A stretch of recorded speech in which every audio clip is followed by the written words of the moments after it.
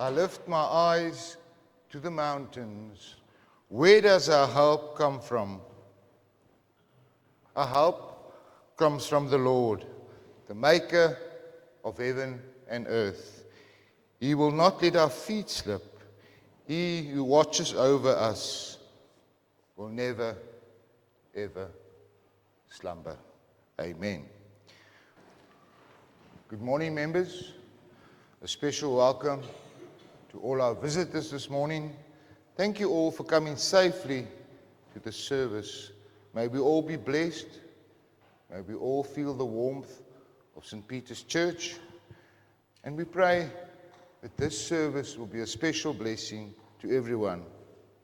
And we pray that the Holy Spirit will move around us and in us all. And that hearts, minds, and souls will be moved. And that we will go from here and spread the good news to everyone. Let us pray. Father, thank you so much for waking us all this morning. We are loved. We know that. We are blessed. We know that. We are grateful. All the glory to you, Father, through Jesus. Thank you for this gathering this morning. Thank you that we can come together in your name. Thank you for this committed congregation. We gathered, so we welcome the Holy Spirit to our humble service this morning. We pray for all those who are unable to be here due to circumstances or situations. Bless them and give them relief.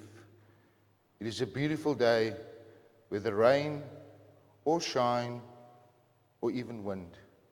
A day to serve you in humility. A day to reflect on our lives. A day to be very thankful for our blessings. A day we can spend with our loved ones. A day to forgive, love, reconcile, and end silly disagreements and strife. As this life, this journey is so short. Let us all confess and repent for all our mistakes. Father, then grant us your mercy and grace. We pray that all who have lost hope in this world will find the Holy Spirit. That the Holy Spirit will embrace all those who seek him this morning. And that the Holy Spirit will change hearts and change minds. Father, thank you for our daily blessings. Our first reading comes from Proverbs 20, verse 9. And it reads, "Who can say, I've kept my heart pure, I am clean and without sin." This is the word of God. Amen. Our second reading comes from James 1, verse 26, and it reads, "If anyone considers themselves religious, but does not control their tongue, they deceive themselves, and their religion is worthless." It's the word of God. Amen. Holy Father, every day let us thank you and talk to you about all the things that bother us, that give us sleepless nights. Father, we pray that all will follow Jesus and the truth. Give us your peace and the fruits of the Holy Spirit. Let all parents and grandparents realize the importance of their loved ones to know Jesus. We pray for all who hear this message. Give them vision, courage, and commitment to step out of their comfort zones as they serve you. Give them health, strength, wisdom, and spirit. We thank all for their commitment to your bride. We pray for the helpless, homeless, and vulnerable. We pray for the weak and weak in spirit. We pray for our loved ones who worry us with their health, circumstances, addiction, life direction, depression, or work stress. We pray for our friends and families who do not know you, who have rejected you, whose faith has been shaken through situations. We pray for family and friends so that reconciliation and peace may reign. We pray for all those plagued with negativity, doubt, or those who complain constantly. Let them see the beauty of your creation once more. We pray for all those who are sick or frail. Father, lift your healing, your mercy, your comfort and peace to Oma Alice, Carol Rotenbach, Uncle Ted and Auntie Shirley, Auntie Hazel, Dawn Wilken, Chantal Meijering, Llewellyn van Greenen, Lorna Delamere, Wendy, Heather's mother, and all those in our congregation who have had or will still have operations or medical procedures. Father, you know who they are. You know their needs. Father, we also pray for our loved ones who are sick, who have aches and pains, who have grief and sorrow, who need prayers. Please give me your comfort, your healing, your peace, and your relief. We pray for comfort and mercy for all your followers who bear the burdens of pain and depression. Father, let those in their final days accept your comfort, rebirth, and eternal life. We pray for healing or change of heart for all those who are hurting in some way. Give us the necessary strength, Father, to control our tongues and emotions in every situation. Father, we pray that our worries be replaced by peace, that our confusion becomes clarity, that our faith replaces fear, that your truth replaces doubt, that our pain be turned into healing, relief, and comfort, that all depression be turned into inspiration, that your followers rise up to help when your church needs assistance in times of need. Father, and bless those helpers abundantly. Father, we thank you for your mercy and your grace. We ask you to lead us in the coming week and keep us from making mistakes. Help us to never disappoint you through our words, actions, and thoughts. Father God, thank you for loving us. Lord, in your mercy, hear our prayers. Merciful Father, accept this simple prayer and all the intercessory prayers that were said during silent prayer by this congregation. Through our risen Savior Jesus Christ, our Waymaker, our Redeemer. Amen. The worship team shall now bless us in song by singing This is Amazing Grace before the message.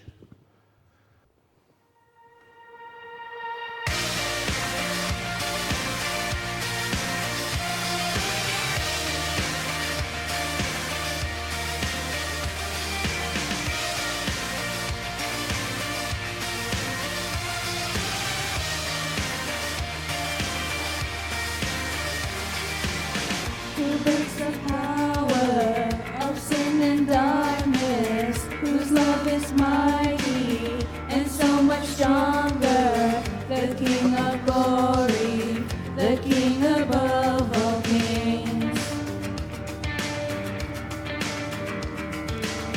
who shakes the whole earth with holy thunder and leaves us breathless in awe and wonder. The King of glory, the King above all kings. This is amazing grace. This is unfailing love. That you would take my place. That you would bear my cross. You laid down your life.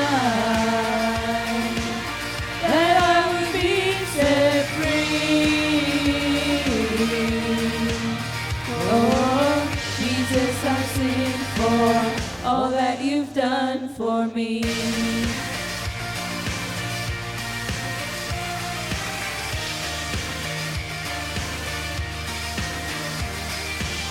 Who brings our chaos back into order, who makes the orphans a son and daughter, the King of glory, the King of glory, who rules the nations with truth and justice, shines like the sun in all of its brilliance, the King of glory, the King above all kings.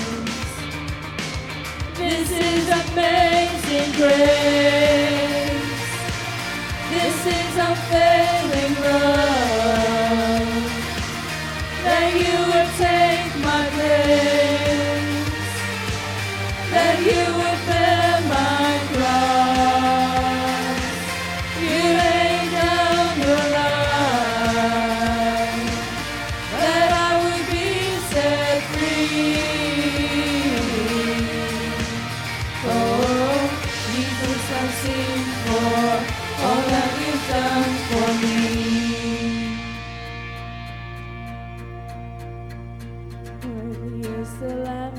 slain. Worthy is the King who conquered the grave. Worthy is the Lamb who was slain. Worthy is the King who conquered the grave. Worthy is the Lamb who was slain. Worthy is the King who conquered the grave. Worthy is the Lamb who was slain. Worthy, worthy, worthy. This is amazing grace. This is unfailing love. That you would take my place. That you would bear my cross. You laid down your life. That I would be set free. Oh, because I sing for all that you've done for me.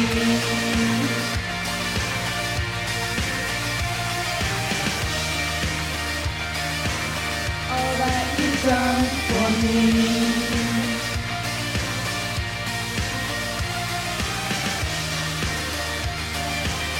All that you've done for me.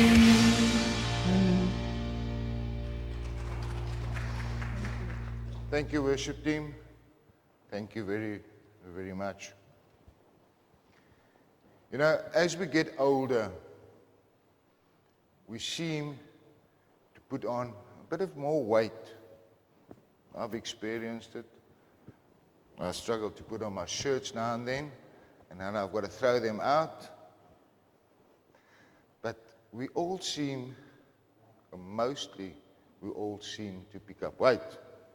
Now, early one morning, a husband woke up and he went to the mirror and he had a look at himself. And he turned sideways and looked at himself sideways, but it didn't help. He still looked the same. So he went to his wife that was sleeping in the bed and he said to her, listen, I'm going to go for a jog. Do you want to join me? And she looked at him from the bed and she said, I'm so offended now. Are you saying I'm fat? The husband looks confused. He says, no, but jogging is good for our health. And his wife looks at him again. Do you saying I look sick? The husband looks at her and says, well, if you don't want to get up, then that's okay. So the wife looks up at him and says, so you think I'm lazy? You always go alone everywhere and enjoy yourself. You never ever think of me.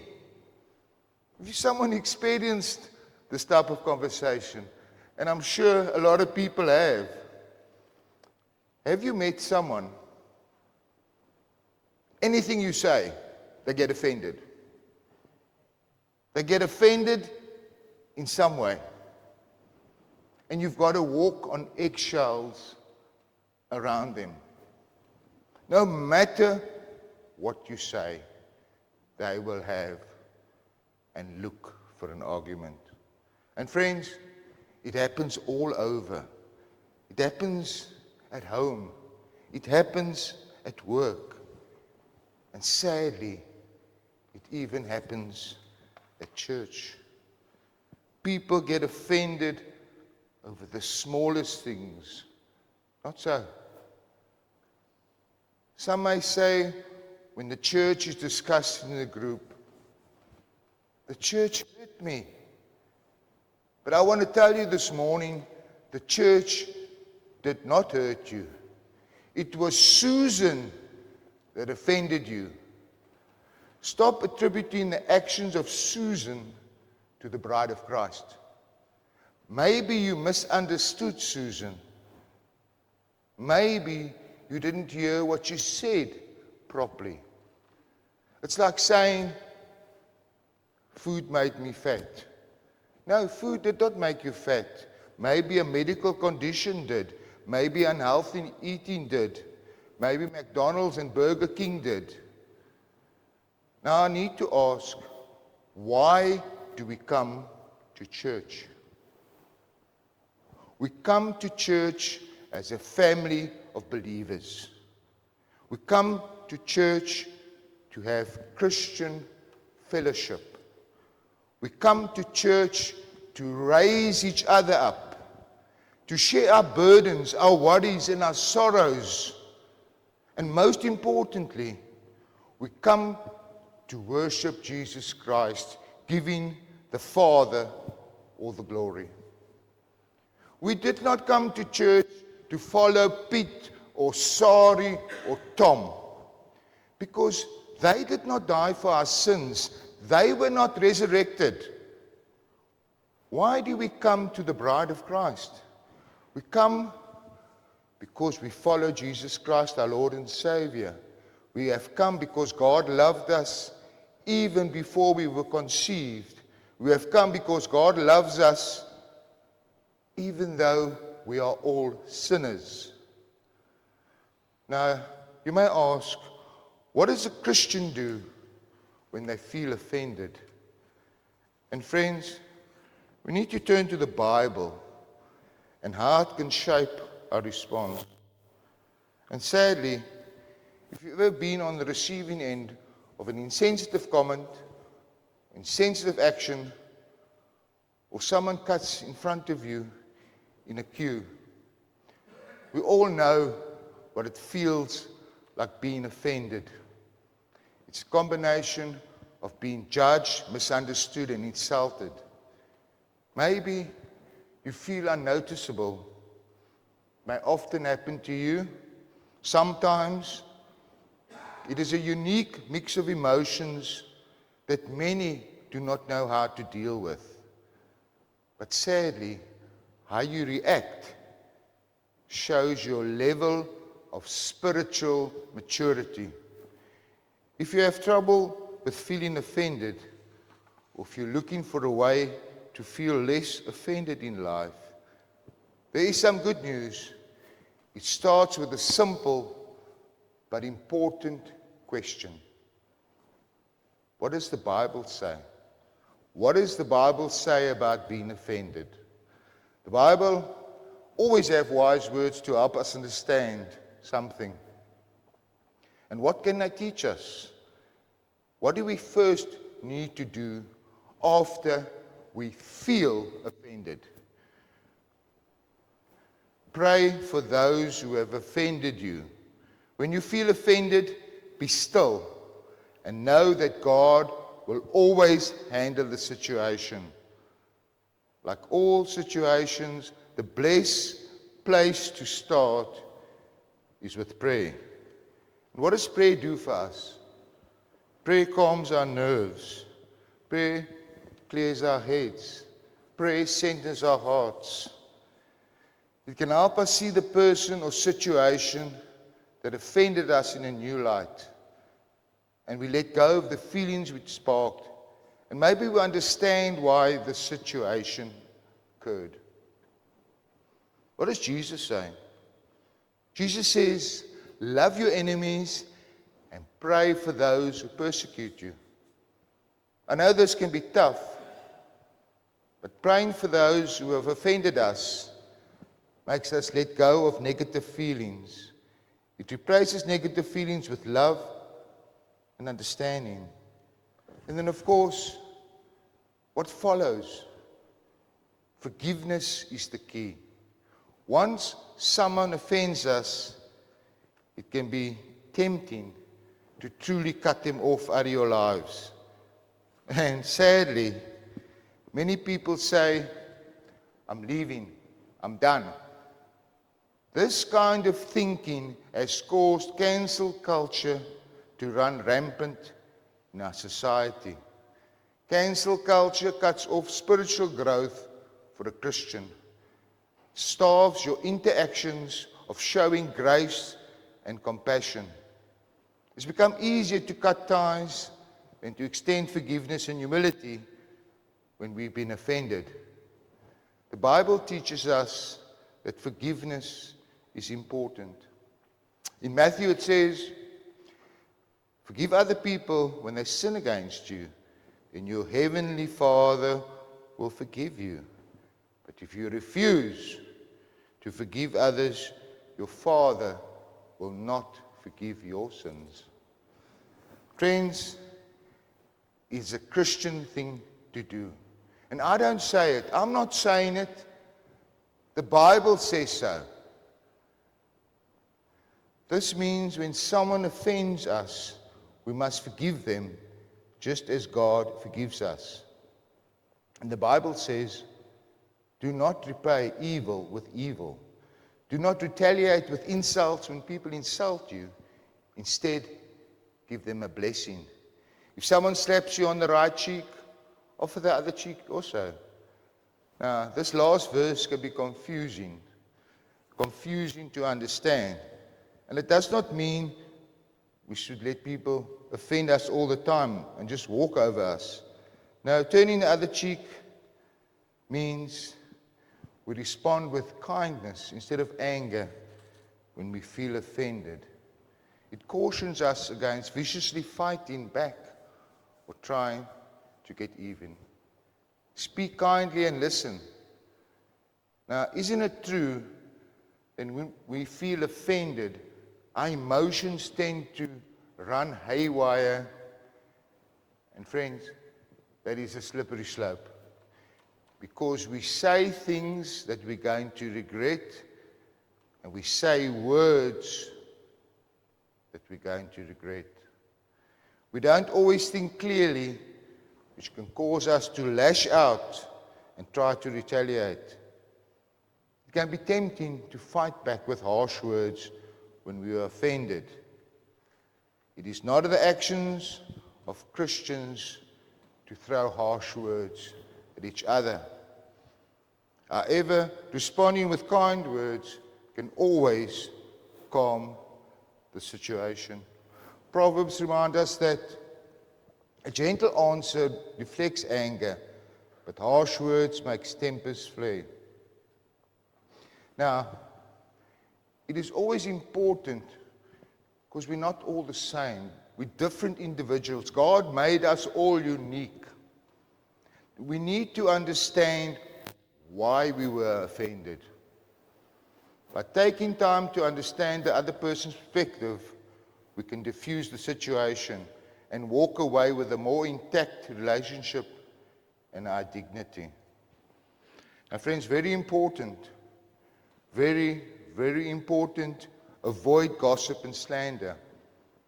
Any offense has the power to inflict permanent damage in our relationships and institutions, and solely because, why? Someone was offended. Our response has the potential to make and break all relationships.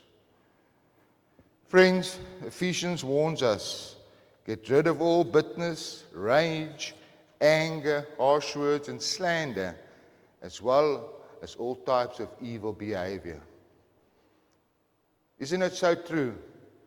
When we're offended, it's easy to talk negatively about the person who hurt us. But friends, be reminded this morning, your words will come back to bite you. Friends, and it is not the Christian way. Firstly, examine your own heart. The Bible says very clearly that love covers a multitude of sins. Go resolve the issue with a person and reconcile with forgiveness. That is the Christian way. Maybe the person did not realize that you were offended. Maybe they were just making a joke with you and not against you. Maybe they just had a bad day and were sorry for taking it out on you. And it happens. We have a bad day. And the first person who we come across, we take it out on them. Not so. Or maybe, just maybe, you are the problem. The Bible reminds us to avoid gossip and slander and instead focus on resolving the issue peacefully. The Bible always offers valuable lessons on any situation. Remember, prayer, forgiveness, and kindness can help us all navigate through all difficult situations. Instead of holding on to anger, let us strive to follow these biblical teachings. Instead of letting those negative feelings cloud our judgments, let us all create a more peaceful and loving world around us as committed Christians. And friends, don't let us sweat the small stuff.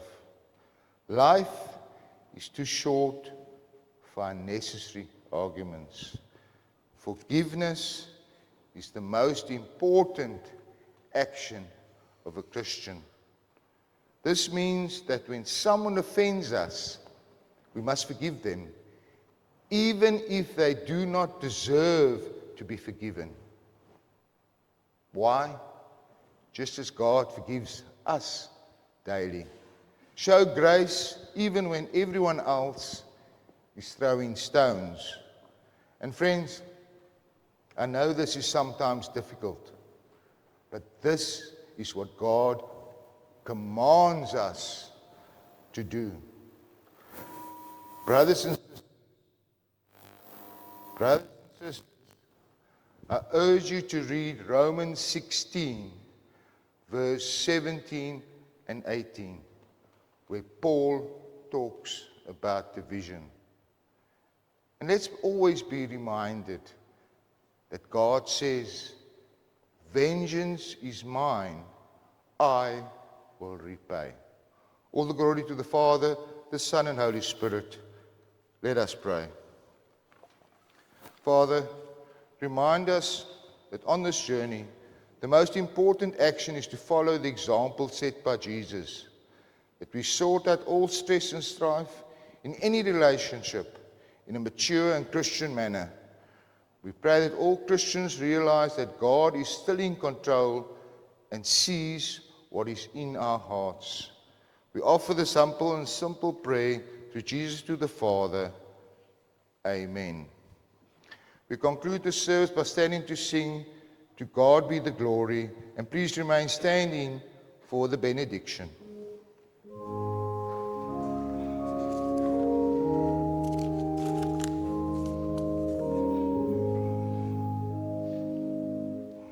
To God be the glory, great things He hath done.